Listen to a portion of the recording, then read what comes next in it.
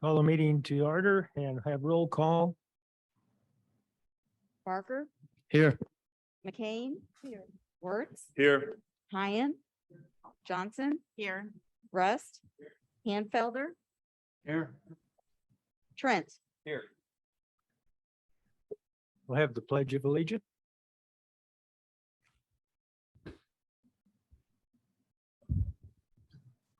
Allegiance to the flag of the United States of America and to the republic for which it stands, one nation, under God, indivisible, with liberty and justice for all.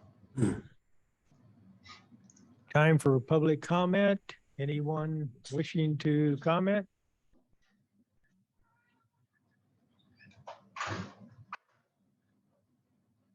Budget update? Anyone giving that? Or are we just going to pass on that tonight because Trzaska is not well? Mary Schulte is going to do that. And she's online. Oh, she's online? Okay.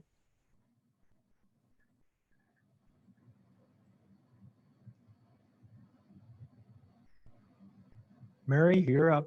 Oh, I'm up on the financial budget health. Okay, as in our prior months, our operating revenues do continue to increase. One of those big sources is the corporate personal property and replacement tax. We call that CPPRT for short. Like the last couple of years, in so many ways, we're having a unique year with CPPRT. In fiscal year 22, we budgeted 1.1 million. The state projection that we received last summer indicated that we would receive 1.55 million.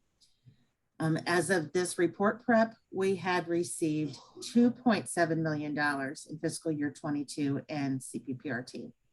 This is more than double our budgeted amount and over $1 million above the state estimate, with one payment yet to go for this year.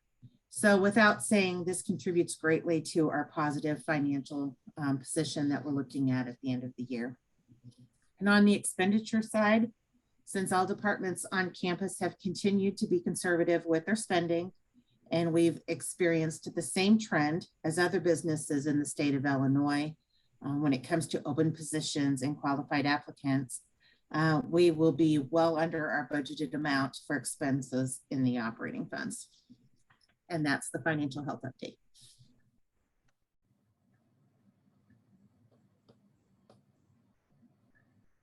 Any questions, comments from anyone? Thank you, Mary. Yes, not Thank you. Mary. Thank you. Mm-hmm. So we have the enrollment update is Reese Jackson. Hello. So our most up-to-date enrollment reporting information was sent out earlier this week. Currently, we are at a total head count. Oh, yeah. Is that better? Okay. So the most up-to-date enrollment reporting information, we have a total head count right now for the fall semester of 1,679 that are actually enrolled for fall 2022. At this time last year, we're at a total head count of 1,668 students. So we're up over 1% right now. We do have some enrollment events coming up.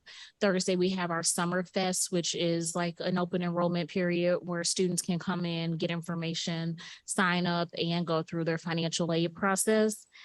Overall, we are looking from this time to the first week of classes, over a 3% increase for enrollment from last year.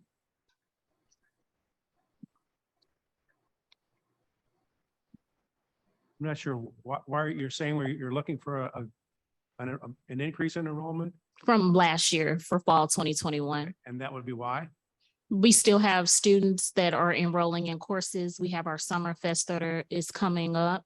So we are expecting, last year we had 60 students that enrolled just for that event specifically. And then we also have enrollment up through the first week of classes. And we're about 1% ahead of last year, right now. Correct. Okay, thank you. You're welcome. Thank you, Sharice. thank you very much. The omnibus agenda is up now. Anyone wishing to vote on any one item separately or more than one item separately? We'll need a motion to approve the agenda. Have a motion? Second. Okay. Any discussion or whatever? None? Okay, let's vote on the agenda. Barker, Yes. McCain. Yes. Wertz, Yes. Ryan, Yes. Johnson. Yes. Rust, Yes. Hanfelder, Yes. Trent. Yes. Motion passed. Action items. Renewal of the Montessori lease. Need a motion? Motion. Second. Brenda second. Any discussion?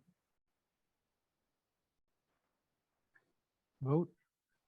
Barker, Yes. Wertz, Yes. McCain, Ryan, Yes. Johnson. Yes. Rust, Yes. Hanfelder, Yes. Trent. Yes. Item B, renewal of SIU lease. Motion to approve. Motion. Second. Okay. Any discussion? I just have a question as to why do we have to have a lease? I wonder.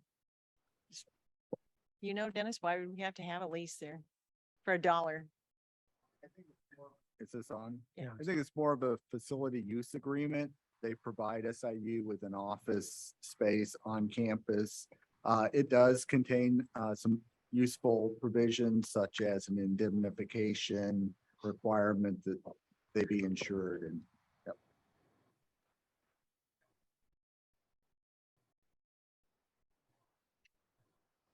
Any other questions? Call for the vote? Barker, Yes. Wertz, Yes. McCain, Ryan, Yes. Johnson, Yes. Rust, Yes. Hanfelder, Yes. Trent. Yes. Item C, amendment to President's Employment Agreement. Need a motion to approve? Motion. Second. Okay. Brenda made the motion, Dwight second.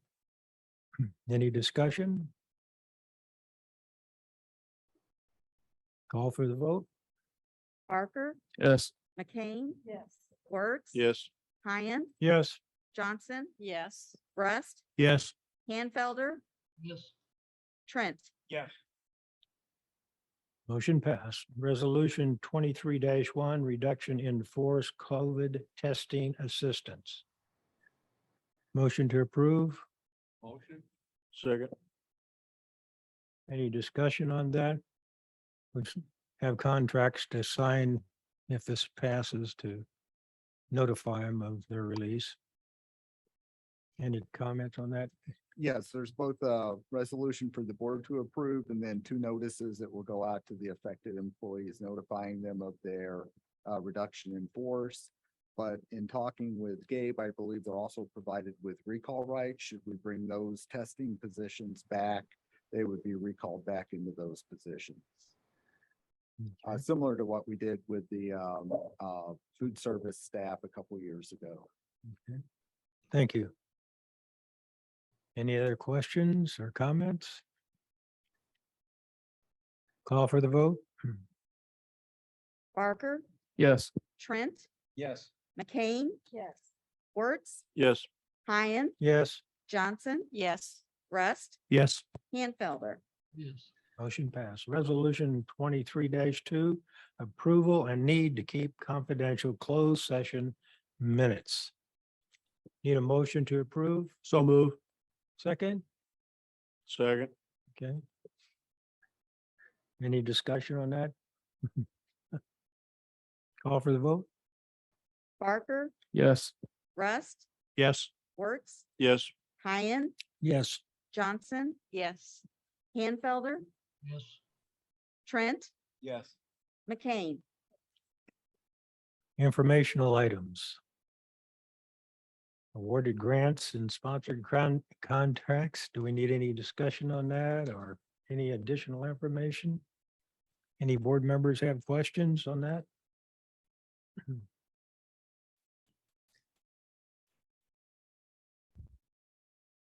Okay.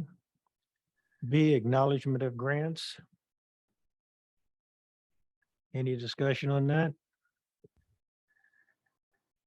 Don't see any. Move on. Pending grants and sponsored contracts. All this information is accessible on the board documents, and we've all read them, and I assume most of you have also. Okay. Grant dashboard, item D.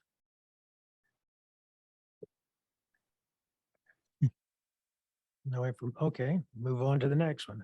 Acknowledgement of contracts 15,000 and less. Okay. No quite. Compensation structure, salary ranges.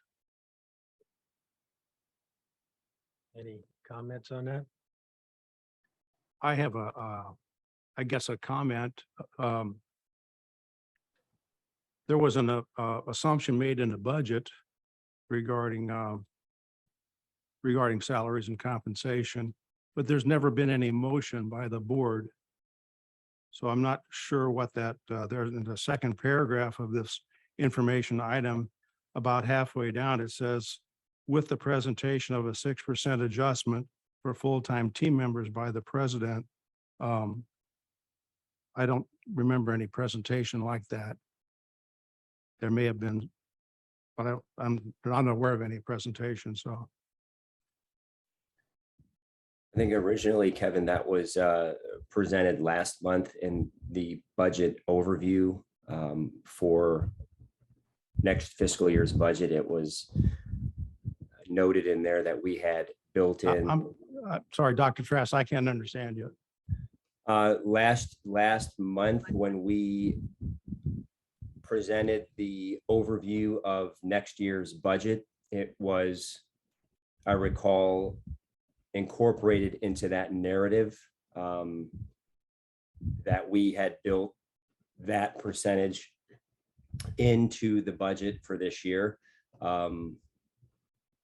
So we alluded to it then, but I understand your perspective, and you know, that would be my response. Well, I mean, I do remember that, but that isn't certainly isn't a motion of the board or even really a presentation. I would call it more of an offhand comment. Okay.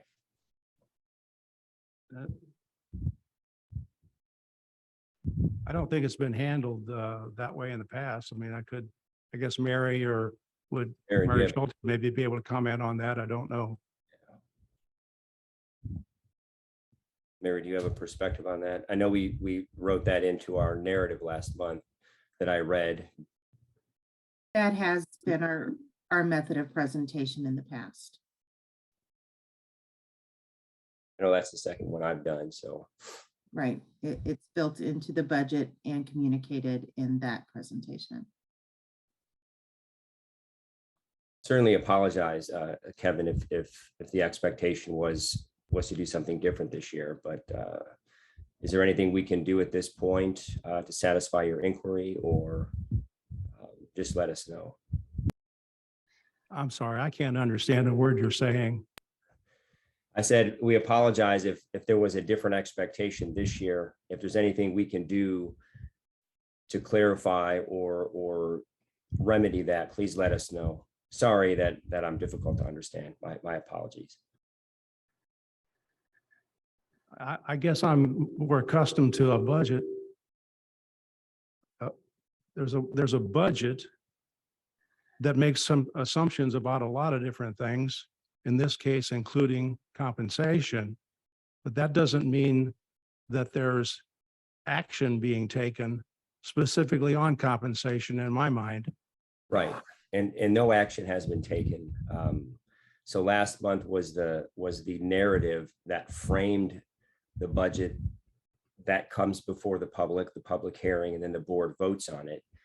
This informational item was asked, if I recall, and I'd have to go back and talk with Gabe, because there's always a lot of moving pieces, but this information was informed by Gallagher. I believe the board had provided us with the authority to go forward and pull all this together prior to the budget presentation where the board would actually vote. So we have it on here as an informational item. I don't know if Gabe, you have any additional perspective, or Mary, but from a process perspective, that's my understanding in terms of the sort of logic, Kevin.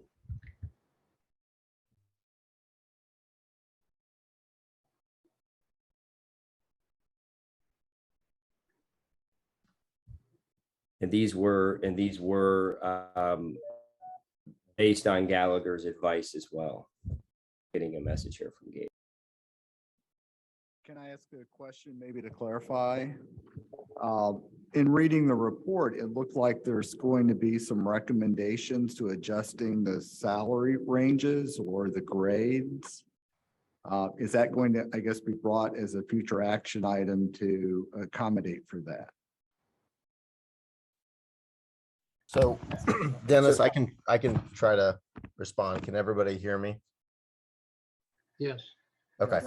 So the second page of that information item references the adjusted structure. So the increase of, I don't know whether it was last month or in May when the board allowed to adjust the ranges up to 5%. That's what, now if that needs to be a separate action item, we took that action item and adjusted the ranges up. And as the item shows, made some additional changes after consulting with our former consultant with Gallagher.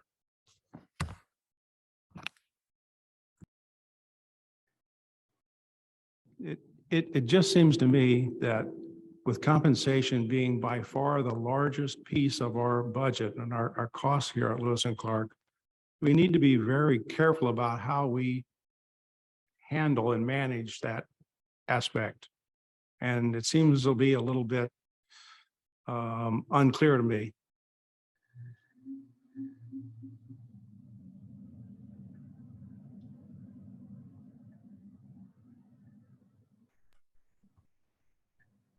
I'm happy to answer any questions if there are any questions today about the particular item. I can't speak to the salary adjustment for July 1 that is within budget discussions, but if there are questions about this particular item, I'm happy to answer them.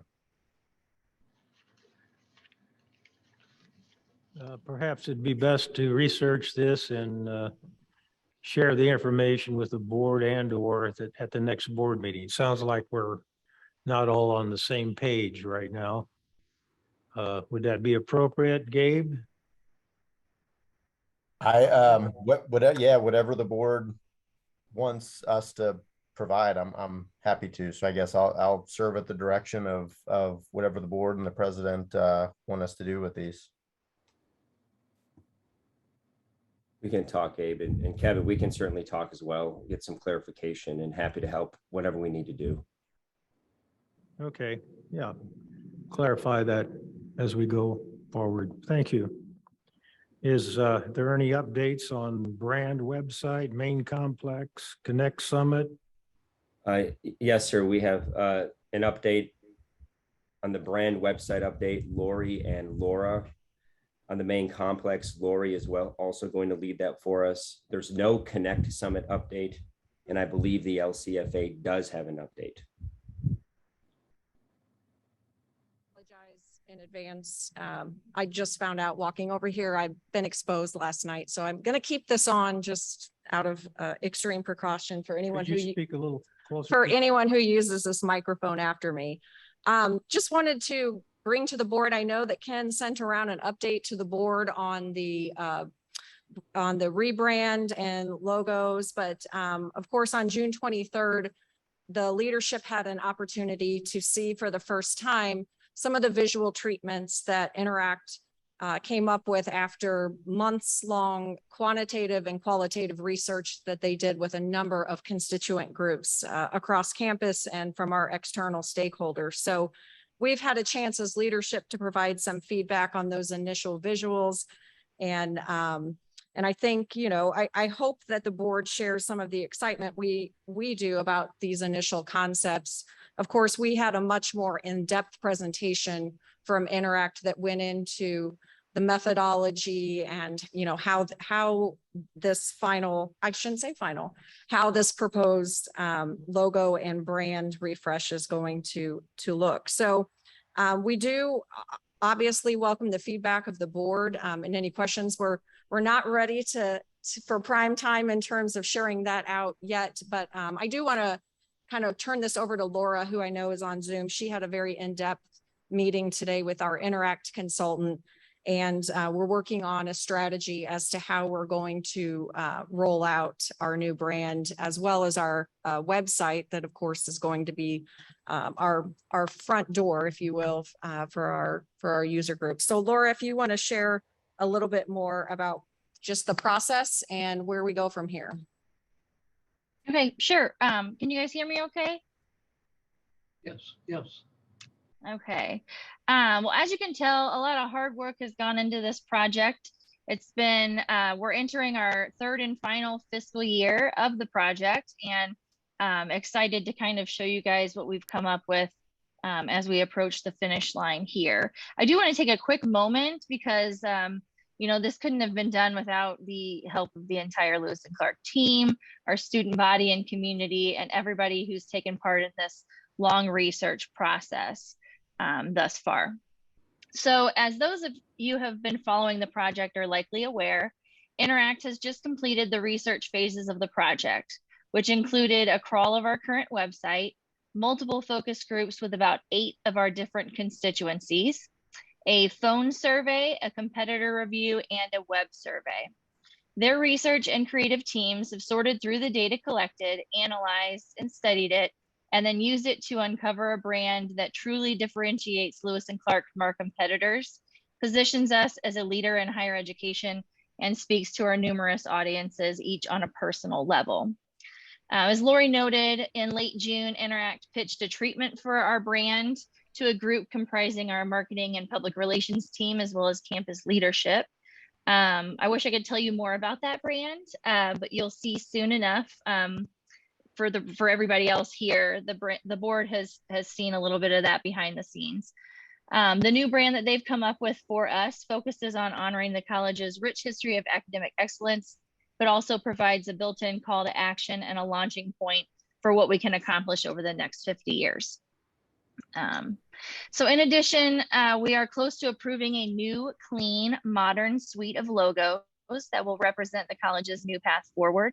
And soon we'll receive an update to the college's brand and style guide, which will contain the rules for the new logos and the new brand, in addition to an official color palette, typography, and typeface for our clean new look.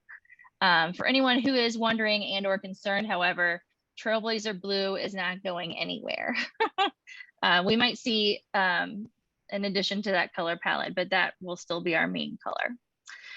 So I wish, like I said, I could share more with you at this time and show you guys some things, but we've got to save some of the fun for the big reveal.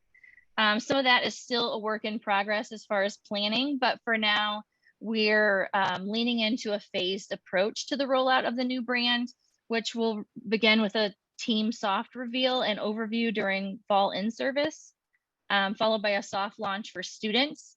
Much of our efforts this fall will kind of focus on preparing for a public launch and also gathering internal buy-in among our current Trailblazers. We'll also internally be taking inventory of items that need to be updated with the new look and feel with the logos, and then phasing out items that have the old. So this will be everything from electronic signage and static signage to email signatures, letterhead, social media, business cards, rack cards, other collateral, you name it. And we'll do this in order of priority and also as budget allows, of course. I'd like to take a moment to ask everybody in the room, department heads especially, you can start to do your part now by making notes of any materials and processes in your area that will likely be affected by this change so that we can ensure our master list is all encompassing and make our transition as smooth as possible. So we're thinking about a tentative brand launch event as a possibility for later this fall, where we can celebrate new exciting opportunities with students and team members, allow them to get their hands on some newly branded swag and help us celebrate what's ahead. And then we're thinking about a public launch right after the start of the spring semester in January, along with the college's new website. So that's kind of the brand side of things. On the website of the project, I know you guys are all anxious to see a new website, as are we. Interact Communications is currently working on the branded designs for the new website templates. We will see an internal review of their proposals probably the first or second week of August, during which we'll have a chance to submit some feedback and changes until we come up with something that we want to approve. Once the branded templates are completed and approved, it'll take them about a week to code the HTML, which will overlay into our new content management system. This summer, information technology is working here on campus to install the new CMS on our campus servers in preparation for that process and the website build that will follow. Once that's complete, our primary internal users, which will primarily be information technology and marketing and PR folks, will get trained on the new CMS and begin building the new site. During that time, we'll also be troubleshooting and working with Hannon Hill and Interact to make sure that everything is working smoothly. At this time, we're still on track for a new website launch just after the start of the spring semester. We did choose this target date purposefully to avoid confusion and any potential negative effects to enrollment that might be caused if we were to launch during a major enrollment period. So just after the semester starts, we have a little bit of time before our next enrollment period starts up. Lastly, earlier tonight in the omnibus agenda, you approved a separate contract for the design and HTML build of a new ngrec.org website, which will also be moving forward shortly. NGREC's new site will be housed on the same CMS as the college's website, which will allow for easy cross-posting of shared content. Tentatively, we're hoping to build and launch that site alongside lc.edu in the spring, but we'll know more after we get a launch meeting scheduled with our contracted company, and the company chosen for that was Beanstalk Web Solutions, LLC. And we'll let you know as soon as we have a launch meeting scheduled with them in the coming weeks. But that's all I have for now. So if you have any questions, I'll do my best to answer them at this time.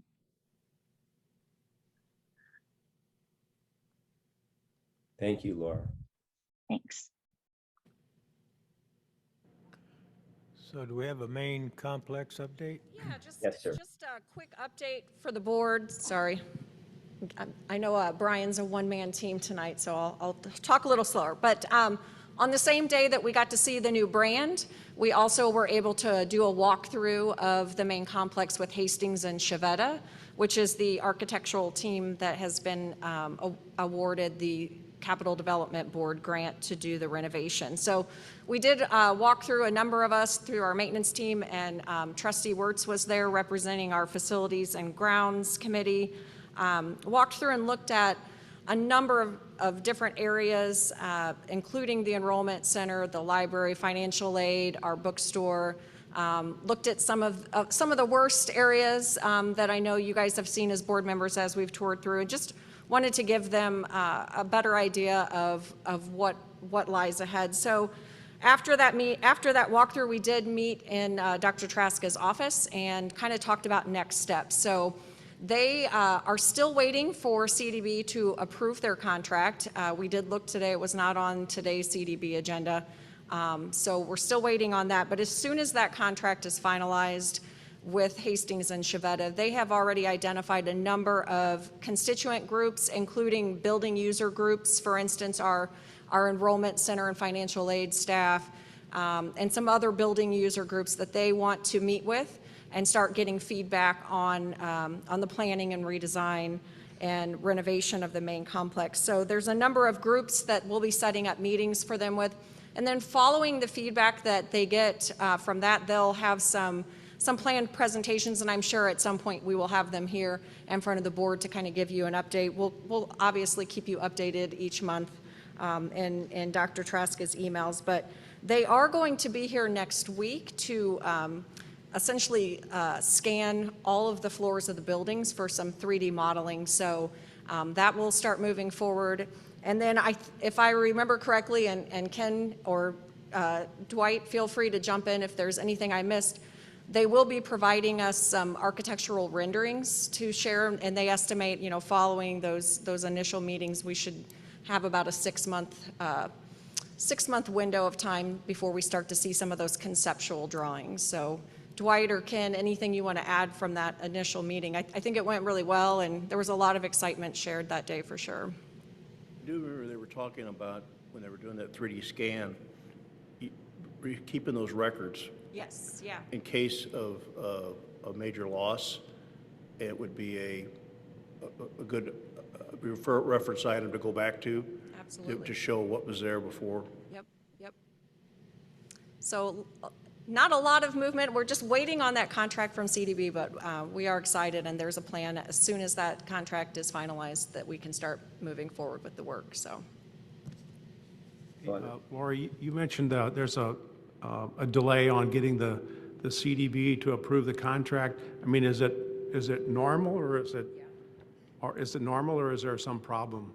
They just have to work through all of the expectations through the scope of the project. There's some back and forth that goes through, not just Hastings and Schulte, but all of the subcontractors who are a part of the redesign and renovation team that they've brought on. So this is really normal. In fact, this project is moving forward very quickly compared to past CDB projects, so we are really encouraged by it.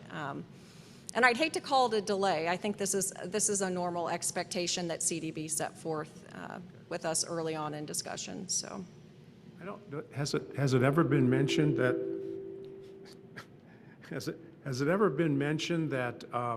this architectural engineering firm is also the firm that built the engineering building over at SIUE?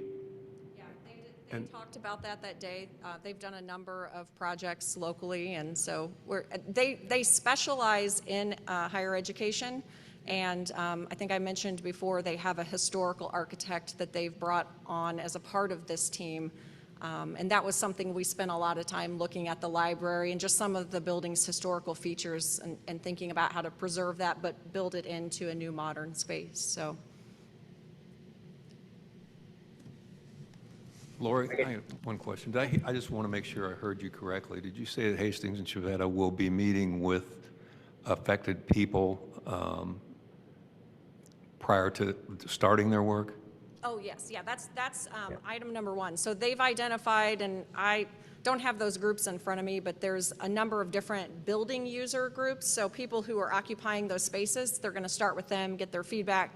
They'll, of course, want to meet with faculty. I imagine the board will be invited to a session, but mainly focusing on getting their input before they start doing any of the design work. Yes. Okay, thanks. Mm-hmm.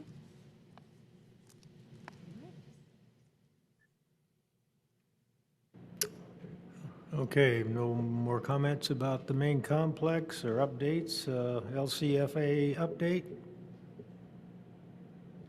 I don't believe there is an update. My apologies. So no update there either, sir. Oh, okay. Team reports, operations. Lori, if you've got anything else to add. After this, I promise the meeting will end. So I know Ken shared with the board and has shared with the campus team this week some pretty detailed descriptions of kind of the processes we're going through in operations right now, but just kind of wanted to hit on some of those in case you have any questions related to them. But every year we do, I shouldn't say every year, but ongoing, we are evaluating all of our services on campus. I know he's shared with you some of our thoughts around health services. So I just kind of wanted to update and give you an opportunity to ask any questions on some of the work that was outlined in Ken's email to you. But as you know, over the last 6 months, we've been looking at our health services model. We've engaged some of our area healthcare providers in discussions. We had surveyed our team members for input. Ken has also surveyed other Illinois community colleges through the listserv about what kind of health services, if any, they provide. So we're still getting some of that feedback. And then I think since his last update, we were contacted by Principia about meeting to think about if there was any sort of any sort of partnership or collaboration that we might be able to share with our campuses being so close. So we do have that meeting coming up, and our plan is after that meeting then taking all of this feedback and the data that we've collected through surveys into consideration and bringing forward a proposal to the board with the plans of doing that in August. So we will continue to keep you updated on that. I know he also mentioned our landscaping contract. We're continuing to evaluate that annually as well. We have had some problems with, I shouldn't say problems, but just issues with our current contractor in terms of being able to keep their current workforce and have them on our campus. So we are constantly looking at that. As I've shared with you before, our last bid process was a little discouraging in terms of what it was 2 years ago in terms of pricing. Of course, we know that the labor market hasn't improved since 2 years ago. So we are starting to look at, Chris Palda, our Director of Campus Operations, is working with some of our team members to construct a cost analysis of what that might look like if we were to bring that back in-house. We can always go out to bid as a comparison as well, but just want to keep you updated on what's happening in that, excuse me, in that respect. I know we also have talked about our food service, our cafes on campus. We currently operate 2 different cafes, and that is costing Bella Milano a lot in terms of labor. We're seeing a lot less foot traffic on campus, not just based on enrollment, but as you look at those enrollment numbers that are being shared with you, you'll see the tremendous increases that we're having in online enrollment and in those blend flex classes. So obviously being able to keep both of those cafes open is something that we're currently considering for the fall semester. During the summer, we do just operate 1 cafe. So that's something we're looking at doing. We have also sent a survey out today, Ken did, to the president's listserv to find out what other food services other community colleges in Illinois are offering. We're looking at vending options, maybe more like some micro markets, some grab and go options, because we definitely do have some particular populations such as our College for Life program, where those students are with us on campus all day, and having access to food service is very helpful and is a selling point, as Rosie Ellington can tell you. So we're looking at that, and we'll hopefully bring forward some recommendations there. I know we also mentioned in security, we are in year 3 of our contract with Allied. We are really struggling right now with I sound like a broken record, but with the labor market and with inflation, of being able to not only attract in terms of quantity, but also the quality of candidates that are coming forward for our contracted security positions on campus. As Brad Braish could tell you, he's also seeing a number of his longtime security officers leave for other positions. One recently just left for a role with an area law enforcement agency, and we completely understand that. But so we're looking at, as the minimum wage continues to increase and as salaries we're seeing throughout are increasing, the need to rebid our security contract again this year. We do have the option to do 2 more years, but we think it's going to be in the interest of the college and our college safety and security to rebid that again this year.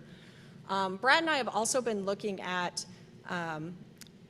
creating a new position on campus, and we're going to take that to leadership for their feedback, and hopefully with their approval bring that to the board at a later date. But Brad is the only college employee in our campus safety department, and as he can tell you, it depends on the day, but he spends a lot of his time, dealing with student issues, dealing with Title IX investigations, excuse me, dealing with some student disciplinary issues, as well as doing all of the compliance reporting.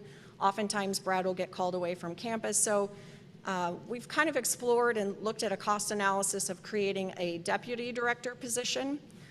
We have talked with our current provider, Allied, and we would be able to eliminate one of our top positions with their company, and it would essentially save the college some money in order to bring that position in-house as well, and provide some additional layers of security and backup. So it's just something we're looking at, and we'll bring that forward in a future month. Just a quick update from HR. Although with the omnibus agenda, we did bring forward 7 new full-time employees and 5 part-time and 1 interim, we do still have 24 full-time, 8 part-time positions open. It is an ongoing process for our HR department, and I can't sing their praises enough because they're literally posting new jobs every day and trying to keep up with it. So I do appreciate everyone's patience as they deal with that. We did have a meeting yesterday on deferred maintenance, and as I mentioned to our Buildings and Grounds Committee, we plan to bring forward a 1, 3, and 5-year plan looking at some of those priorities. So we'll be bringing that forward to our the Facility and Grounds Committee here this fall, and then bringing it forward to the board. We have a number of current openings. Of those 24 full-time positions, 5 of them are maintenance tech positions. So we're doing our best to keep up with everything, but we'd really like to put ourselves in a position where we're being more proactive in our building maintenance than we are reactive, which is kind of the position we're unfortunately in right now. And then I just wanted to mention, yesterday during the Finance Committee meeting, Trustee Rust asked about our insurances, and so I have reached out to USI, our broker. I know every month it seems like there's a new property or casualty or cyber insurance policy that comes forward to the board. So given some of the challenges that we're finding in the property markets right now, and of course, we had our own cyber event this year, we're going to ask USI to come in and just kind of give the board members an overview of what our coverages are, kind of what the premiums are, look at some of the past history and see, just for more peace of mind for our board members. I know, Larry, you've asked questions before about making sure we've had enough coverages. So just we'll invite them in hopefully here in August and put that in front of you. I will, in the meantime, I just got an updated list. It's a great one-pager that outlines each one of our policies, who the provider is, and our annual premium costs. So I'll get that out to the board as well. So that was a lot, but any questions? All right. That is it for me, I promise. Thanks, Yeah, Lori. I have a question, Lori. I'm not sure whether this is in your area or not, but how is the seating configuration arrived at? How is the what? How is this in this meeting here, how is the seating configuration arrived at? Great question. For instance, why are you so far away? And all those chairs are so far away? For your safety, I assume. I mean, No. I could kind of see it with COVID maybe, but. Yeah, I was thinking about how did we used to set up? We used to have, I don't know, we never know what to expect in terms of numbers, but we just kind of have the same setup we do each month, so. There is a kind of a strategic distance between, this might be a little exaggerated, but it is actually board safety.